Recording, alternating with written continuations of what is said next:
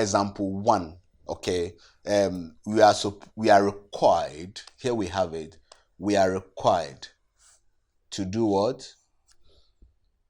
To calculate the minimum transfer price and to calculate the maximum transfer price. What we need to understand before anything else comes is that a minimum transfer price is set by the transferor. Okay, if I am the guy selling to you within the same building, within the same organization, what it means is that it's natural to assume that I will be thinking about this. There is a certain price below which I don't want to go. All right? That price below which I don't want to go is my minimum. As a matter of fact, I am receiving money, so I don't have a maximum. So for me, I have a limit down there, and I'm saying to myself, below that price, I would not sell to somebody. Okay? So therefore, what we are saying is that the seller or the transferor or the seller sets a minimum transfer price below which he would not want to go. Okay. Now, on the other hand, the transferee, or if you like, the buyer, sets a maximum transfer price. So from a performance management perspective, he is saying that, well, any price below a certain amount, I am okay. But above that will make my performance not look good. All right.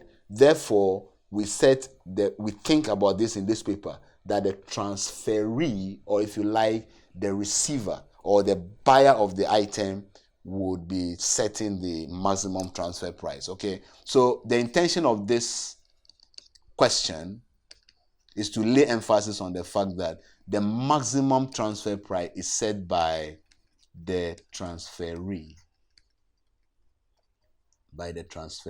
If you like, by the buyer.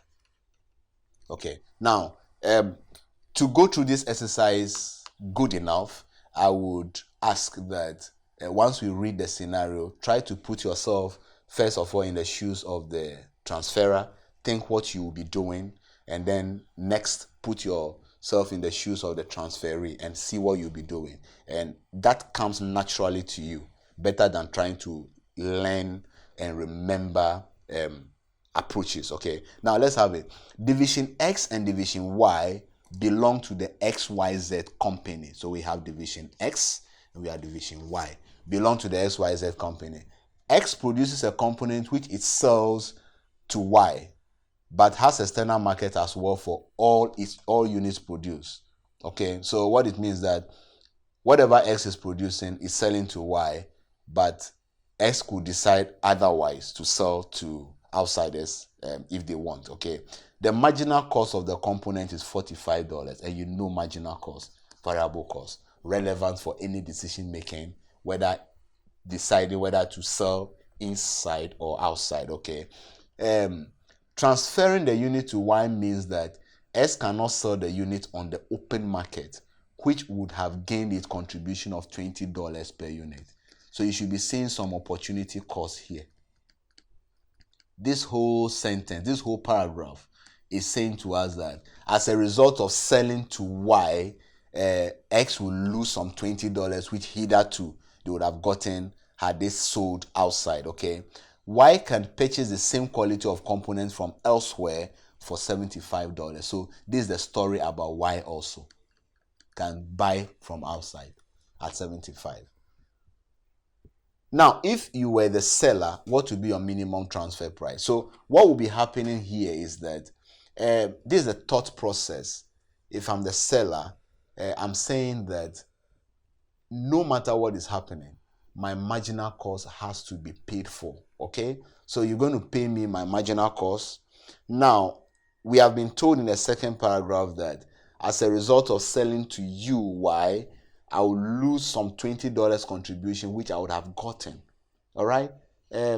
What it means is that from a rational point of view, not until you pay me that $20, I'll be willing to sell outside rather than selling to you. Therefore, the formula we'll come up with for this particular exercise will be that you've got to pay me my $40, $45, sorry, my $45 marginal cost, because I spend that as a result of producing for you. On top of that, you got to pay me the $20 I'll lose as a result of selling to you rather than selling outside. So I'll say to myself that any price below $65, 45 plus 20, I will be better off selling outside. So the minimum transfer price, okay, so the minimum transfer price is going to be the 45 marginal cost plus 20 loss contribution, which is going to be $65. Okay, so the formula, the approach is that under circumstance where as a result of selling within, the transferring division will lose some money, the mantra here is that we're going to say his minimum transfer price that he would tolerate is his marginal cost plus loss contribution. The loss contribution would have been irrelevant for those units that X could afford to sell to Y without losing anything. Okay, then in that case the $20 would have been irrelevant. But so long as we lose it as a result of selling within, it's relevant. Okay, so that gives us $65 minimum transfer price. Okay, then we have a maximum transfer price to think about. Okay, we have a maximum